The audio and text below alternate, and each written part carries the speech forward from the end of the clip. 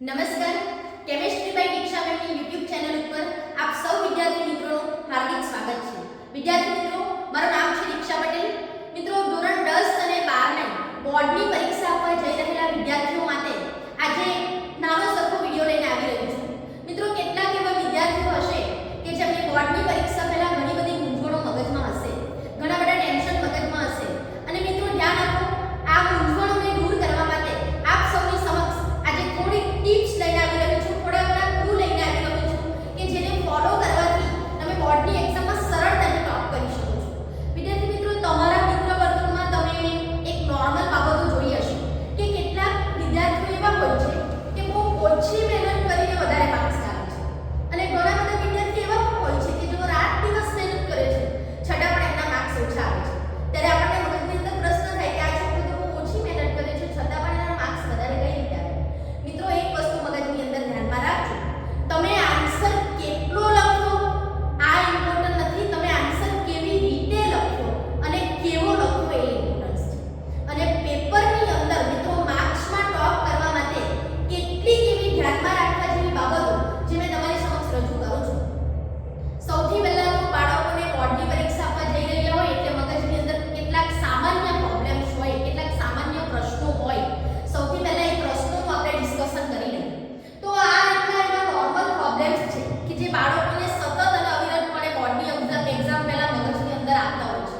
મિત્રો, તમારા માર્ક્સ પરીક્ષામાં ડાઉન થાય એના માટે તમને કેટલાક એવા ટિપ્સ જેને તમારે એમાં સુધારણા લાવવાની છે. સૌથી પહેલું છે બેડ રાઇટિંગ.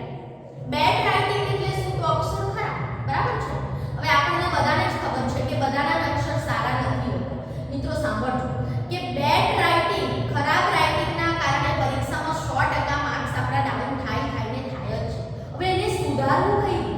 બોર્ડની પરીક્ષા પહેલા આપણે કઈ રીતે આપણે અક્ષરમાં સુધારો લાવી શકીએ? તો મિત્રો, હું તમને કેટલીક એવી ટિપ્સ આપીશ કે જેને તમે ફોલો કરશો તો ચોક્કસપણે તમારા રાઇટિંગમાં સુધારો આવશે. સૌથી પહેલું તો તમે વાંચો છો, એ વાંચ્યા પછી એ પ્રશ્નને લખો. તમે તમારા કાગળની અંદર પ્રશ્નને લખશો ને એનાથી બે ફાયદા થશે. પ્રોબ્લેમ 1 અને 2 બંને સોલ્વ થઈ જશે. પહેલો પ્રોબ્લેમ છે બેડ રાઇટિંગ અને બીજો છે સ્લો સ્પીડ. મિત્રો, તમે તમારું લખાણ એટલે કે તમે વાંચ્યા પછી જ્યારે પ્રશ્નને કાગળમાં લખી જુઓ તો આનાથી સૌથી પહેલા તો સ્પીડમાં પણ ડેવલપ થશે, સ્પીડ પણ વધશે. બીજી વસ્તુ કે તમારા જે અક્ષર એને સુધારવા માટે એક બીજી રીત આપું છું કે તમને કદાચ કાગળમાં લખવાનો કંટાળો આવે તો તમારે એર રાઇટિંગ કરવાનું. એર રાઇટિંગ એટલે શું? તો તમે હવામાં આ રીતે પેન ચલાવો, તમારું નામ લખો, પ્રશ્નનો આન્સર લખો, કંઈ પણ લખો, તમને ગમતી વસ્તુ કંઈ પણ હવામાં રાઇટિંગ કરો, જેથી કરી તમારા કાંડાની મૂવમેન્ટ વધશે. અને જેટલું મિત્રો બ્રેન અને કાંડાની મૂવમેન્ટ વધશે તેટલું તમારી સ્પીડ વધશે. ત્રીજું કે તમારે તમારી રાઇટિંગ સુધારવા માટે આ ટિપ્સને ચોક્કસપણે ફોલો કરવાની છે જેમનું રાઇટિંગ ખરાબ છે. બોર્ડની પરીક્ષાના 1 કે 2 દિવસ પહેલા બ્લેન્ક કાગળ ઉપર મિત્રો બરાબર ધ્યાન આપજો. આ રીતે જેમ કે તમે સર્કલ, સ્ટ્રેટ લાઈન, ઊભી લાઈનો, સર્કલ, આવા બધા મિત્રો ધ્યાન આપો. આવા બધા શેપ જેને સ્પીડમાં કાગળ પર દોરવાનો પ્રયત્ન કરો. આનાથી શું થશે? તમને કહ્યું તો તમારા કાંડાની મૂવમેન્ટ વધશે. કાંડાની અને બ્રેનની મૂવમેન્ટ જેટલી વધશે ને તેટલું તમારું રાઇટિંગ સારું પણ રહેશે અને રાઇટિંગ સ્પીડમાં પણ રહેશે. ખ્યાલ આવ્યો મિત્રો? અને ધ્યાન રાખજો, ગમે એટલું વાંચીને ગયા હશો, જો તમારી સ્લો સ્પીડ હશે અને પેપર લખવાનું રહી ગયું કાં તો બહુ મોટો ફટકો ગયો. ત્યારબાદ મિત્રો ધ્યાન આપજો કટ ઇન આન્સર. ઘણા બધા વિદ્યાર્થીઓ શું કરે છે કે ઘરથી 10 પોઈન્ટ, સમજો કે કોઈ પ્રશ્નનો આન્સર 10 ટોપિકનો છે, 10 પોઈન્ટનો છે, તમે ઘરેથી વાંચીને પરફેક્ટલી ગયા છો, પણ બોર્ડની પરીક્ષામાં બેસો છો એટલે સ્વાભાવિકપણે આપણને થોડી ગભરામણ હોય છે, એટલે ત્યાં જઈને તમે આન્સર ભૂલી જાઓ છો. અને સમજો કે તમારા 10 મુદ્દાનો જે જવાબ હતો એમાંથી તમે ફક્ત 5 પોઈન્ટ્સ જ લખી શકો, તો ત્યારે શું કરી શકીએ? તો મિત્રો ધ્યાન આપજો કે ત્યારે તમારે શું કરવાનું? તો એ જે 5 મુદ્દાનો જવાબ તમે લખ્યો, 5 ટોપિક લખ્યા, એને થોડા ડિસ્ક્રાઇબ વધારે કરો. હવે તે સમયે મિત્રો બરાબર ધ્યાનમાં રાખજો કે તમારું લખાણ સુસ્પષ્ટ હશે, ક્લીન હશે, ક્લિયર હશે અને તમે આન્સરને ડિસ્ક્રાઇબ કરીને લખેલો હશે તો ચોક્કસપણે તમને એના માર્ક્સ પૂરા મળશે. બીજી વસ્તુ શું? એક ગુજરાતી કહેવત છે, બધાએ મગજમાં બેસાડીને રાખવાની. પેપર ચેક કરવામાં જેટલો ઓછો સમય શિક્ષક લેશે તેટલા તમારા માર્ક્સ વધારે. આટલું મગજમાં બેસાડીને ચાલે. હવે પેપર ચેક કરવામાં શિક્ષક ઓછો સમય ક્યારે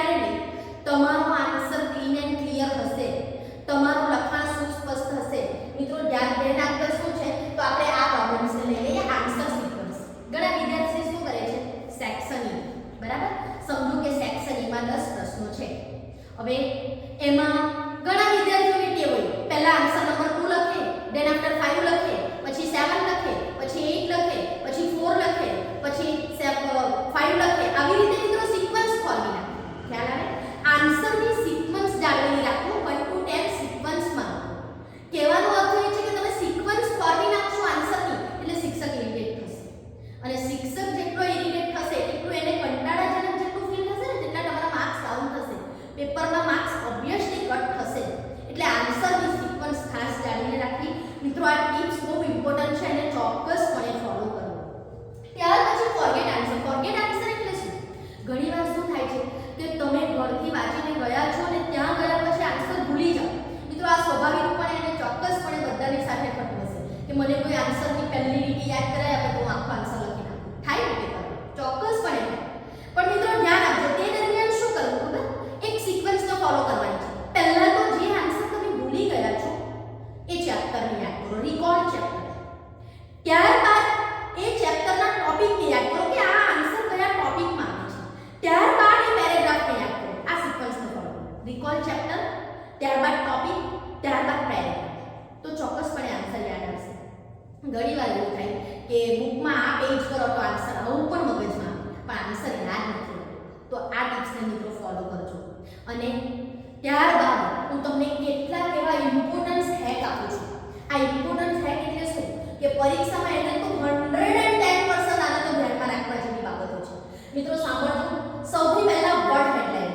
ધોરણ 10 ના વિદ્યાર્થીઓ હોય તો એમના માટે તો લેંગ્વેજ આવે છે, ગુજરાતી આવે છે, સામાજિક વિજ્ઞાન આવે છે. મિત્રો લેંગ્વેજના જેટલા પણ સબ્જેક્ટ છે, હિન્દી આવે છે, એની અંદર વર્ડ હેડલાઇન. વર્ડ હેડલાઇન એટલે તમે કોઈ પ્રશ્નનો જવાબ લખ્યો, તમે કોઈ નિબંધ લખ્યો તો એની અંદર એસે, તો એની અંદર મિત્રો ઇમ્પોર્ટન્સ વર્ડની ઉપર હેડલાઇન કરો. આનાથી શું થશે? તો જે વર્ડ શિક્ષકની નજરમાં તમે જે હેડલાઇન કર્યો છે ને એ વર્ડ શિક્ષકની નજરમાં તરત થશે અને એમને તમારી ઇમેજ અપ થશે, તમારી ઇમેજ વધશે કે યસ આ વિદ્યાર્થીને આવડતું તો છે પ્લસ એટલું નોલેજ પણ છે કે ઇમ્પોર્ટન્ટ વર્ડને હેડલાઇન કરવાનું. અને આમાં બહુ વધારે સમય નીકળે નથી જતો. નેક્સ્ટ ત્યારબાદ don't use the short form. આને તો દરેક વિદ્યાર્થીએ ચોક્કસપણે ફોલો કરવાની જ. હું સ્ટ્રિક્ટલી કહી દઉં કેમ? આજે સોશિયલ મીડિયાનો જમાનો, મોબાઈલ બધા ઓપરેટ કરો છો બરાબર? હવે શું કરશે? બીકોઝ આવ્યું ઇંગ્લિશમાં એટલે લખી દેશે BCZ. એન્ડ આવ્યું એન્ડ અને એટલે લખી દેશે એન્ડી. વી આર એટલે લખી દેશે વી સ્મોલ આર. બરાબર ને? કારણ કે આપણી ફિંગર, આપણી આંગળીઓ ક્યાં ટેવાયેલી છે? મોબાઈલની કીપેડ પર.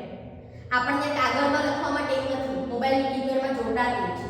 તમારું નામ કદાચ તમને હું લખવા કહું ને તો મોબાઈલની કીપેડ પર 2 સેકન્ડમાં તમે ટાઈપ કરી લો, પણ કાગળ પર આ વસ્તુ લખવા કહું ને તો તમને 10 સેકન્ડ થશે. મિત્રો ધ્યાન આપજો, note use the short form. કોઈ પણ દિવસ લખાણ લખતી વખતે શોર્ટ ફોર્મ યુઝ કરશો નહીં. આનાથી તમારા માર્ક્સ 100% કટ થશે, તમારી ઇમેજ ડાઉન થશે. નેક્સ્ટ ત્યાર પછી કટ લાઈન એન્ડ રોંગ. હવે તમે કોઈ આન્સર લખી નાખ્યો અને એને તમારે છેકવાનો છે તો ઘણા બધા વિદ્યાર્થી કેવી રીતે છેકે છે કે એટલું બધું છેકી નાખે કે શિક્ષકને જરાક બી વંચાવવું જોઈએ. આવું નહીં. બસ રોંગ આન્સર લખાયો છે, રોંગ લાઈન લખાઈ છે તો એની ઉપર એક જ ક્રોસ લાઈન આવી દીધી. ખ્યાલ આવે છે? જેથી તમારો આન્સર જે તમારી પુરવણી છે તે ક્લીન રહેશે, ક્લિયર રહેશે, સ્પષ્ટ દેખાશે. And last one, clean and clear. પુરવણી જેટલી સ્પષ્ટ, લખાણ જેટલું ક્લિયર તેટલા વિદ્યાર્થી મિત્રો તમારા માર્ક્સ વધશે શોર્ટ. અને એટલે જ તમે ગુજરાતી કહેવત પાછી રિપીટ કરું છું, તમારું પેપર ચેક કરવામાં શિક્ષક જેટલો ઓછો સમય લેશે એટલા તમારા માર્ક્સ વધારે. આ મગજમાં સેટ કરીને ચાલજો. હવે મિત્રો ધ્યાન આપજો, તફાવત. બરાબર? 12ના વિદ્યાર્થીઓને પણ આવે છે, 10માના વિદ્યાર્થીઓને આવે છે. તફાવત, ડિફરન્ટ. હવે તફાવત હંમેશા ધ્યાન રાખજો, તફાવત કોઈ પણ દિવસ પૂછાય તો તફાવતને પેરેગ્રાફ સ્વરૂપે કે થિયરી સ્વરૂપે લખવું નહીં. તફાવતને હંમેશા 2 પાર્ટમાં ડિવાઈડ કરીને લખવું, હેડિંગ આપવું, વચ્ચેથી લીટી દોરી દેવી, 2 પાર્ટમાં ડિવાઈડ કરીને લખવું. ભાઈ આમાં એક સામાન્ય સૂચના આપું છું કે કોઈ પણ દિવસ તફાવત લખો ત્યારે દરેક પોઈન્ટ તમે પહેલો મુદ્દો લખ્યો છે, પહેલો પોઈન્ટ, તો પહેલો અને બીજો પોઈન્ટ વચ્ચે એક લીટીની જગ્યા રાખો. કોઈ તફાવત તમારો 3 માર્કનો પૂછાયો છે તો સ્વાભાવિક 3 માર્ક છે એટલે તમારે 6 થી 7 મુદ્દા લખવું પડે. હવે તમે શું કરશો? બધા પોઈન્ટ્સ એકની સાથે લખી દો, એકની નીચે એકની નીચે. તો શિક્ષકે તે દરમિયાન શોધવું પડે કે ભાઈ કેટલા આટલા પોઈન્ટ લખેલા છે. તફાવત લખતી વખતે ચોક્કસપણે તીરની નિશાની લખીને તીરની નિશાની દોરી અથવા તો 1 2 3 નંબર આપીને આવી રીતે તફાવત લખો, જેથી કરીને તરત જ ગણી શકાય કે ભાઈ આટલા પોઈન્ટ લખેલા છે. Okay, right, done. હવે ન્યુમેરિકલ એટલે 10મા ધોરણના વિદ્યાર્થીઓ માટે મેથ્સમાં દાખલા આવી શકે. 12માના વિદ્યાર્થીઓ માટે ફિઝિક્સ છે, કેમેસ્ટ્રી છે, મેથ્સ છે, દરેક સબ્જેક્ટમાં દાખલા આવી શકે. મિત્રો ધ્યાન આપજો અને ખાસ આ વસ્તુને ફોલો કરવાની છે કે તમે જે એક્ઝામ્પલ કેલ્ક્યુલેટ કર્યો છે એનો જે આન્સર આવ્યો છે આન્સરની ઉપર બ્રેકેટ મારો. આનાથી શું થશે તો શિક્ષક જ્યારે એ દાખલો ચેક કરે છે, એક્ઝામ્પલ ચેક કરે છે ત્યારે પહેલેથી ચેક કરતું ના આવવું પડે. તમે જ્યારે બ્રેકેટ મૂક્યો છે આન્સર પર એટલે શિક્ષકની સીધી નજર આન્સર પર હશે અને આન્સર સાચો હશે એટલે એને થશે જ કે દાખલો સાચો જ છે. હા, ચોક્કસપણે યાદ રાખજો કે દાખલાની અંદર ન્યુમેરિકલની અંદર કોઈ પણ દિવસ સીધા આન્સરના માર્ક્સ નથી હોતા. એની અંદર સ્ટેપના માર્ક હોય છે. તમે ફોર્મ્યુલા એની વેલ્યુ એડ કરો એટલે મિત્રો અડધો માર્ક મળે છે. હવે સાંભળજો, ઘણા બધા છોકરા શું કરે છે, એક સ્ટેપ લખે છે, એની એક્ઝેક્ટ બીજી લાઈનમાંથી બીજું સ્ટેપ, એની એક્ઝેક્ટ ત્રીજી લાઈનમાંથી ત્રીજું સ્ટેપ. નેવર, આવું કોઈ દિવસ કરશો નહીં. દરેક સ્ટેપ તમે લખો એટલે વચ્ચે એક લીટીની જગ્યા રાખવી, જેથી દરેક સ્ટેપ અલગ અલગ દેખાય. શિક્ષક જ્યારે જો તમારો આન્સર રોંગ હશે તો ફક્ત સ્ટેપના પણ માર્ક મળી શકે. ખ્યાલ આવે છે? હવે આવી જ રીતે મિત્રો ધ્યાન આપજો, ફિગર, આકૃતિ જ્યારે પણ દોરવાની હોય પહેલી વસ્તુ તો આકૃતિ માટે ચોક્કસપણે પેન્સિલનો જ ઉપયોગ કરવો. આકૃતિમાં જે વસ્તુ તમારે મુખ્ય દર્શાવવાની હોય, વિજ્ઞાનમાં આકૃતિ ઘણી બધી આવે છે, બરાબર? તો આકૃતિમાં જે વસ્તુ તમારે મુખ્ય દર્શાવવાની છે એને ડાર્કનેસ એટલે થોડું ડાર્ક બનાવો, જેથી કરીને એ હાઇલાઇટ થાય, સીધી નજર એના પર જાય. ખ્યાલ આવે છે? અને મિત્રો ધ્યાન આપજો, ફરી પાછી કહું છું કે તમે જેટલી આટલી ટિપ્સ ફોલો કરશો, આ જેટલી બી ટિપ્સ અહીંયા તમને મેં આપી છે, ચોક્કસપણે આમાં તમને કેટલાક સોલ્યુશન પણ મળ્યા હશે, તમારા મગજના પ્રશ્નો દૂર થયા હશે. ચોક્કસપણે આ ટિપ્સને ફોલો કરતા તમારા 5 કે 7 માર્કનો ઉમેરો થશે જ. અને મિત્રો સાંભળજો, આ 5-7 માર્કની વેલ્યુ ક્યારે ખબર પડે? જ્યારે આપણને પર્સન્ટેજનો ફટકો પડે ત્યારે ખબર પડે કે 5-7 માર્ક શું હતા. અને દરેક સબ્જેક્ટમાં આવી રીતે તમે ટિપ્સ ફોલો કરશો એટલે બધા સબ્જેક્ટમાં થોડા માર્ક્સ અપ થશે. વિદ્યાર્થી મિત્રો ધ્યાન આપજો, તમે ધોરણ 10 અને 12ની એક્ઝામ આપવા જઈ રહ્યા છે. સૌથી પહેલા તો દરેક પેરેન્ટ્સને મારી ખાસ નમ્ર વિનંતી છે કે તમારા બાળકનું મનોબળ વધારવા માટે બાળક જે લેવલે છે એમાં એમને સાથ આપો, એમને સહકાર આપો.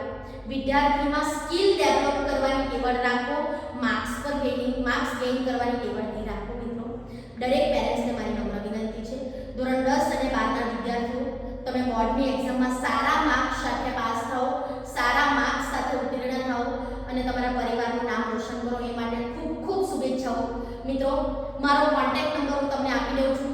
કોઈને પણ કોઈ પણ પ્રશ્ન થાય તો ચોક્કસપણે તમે મને કોલ કરીને પૂછી શકો છો. Thank you so much.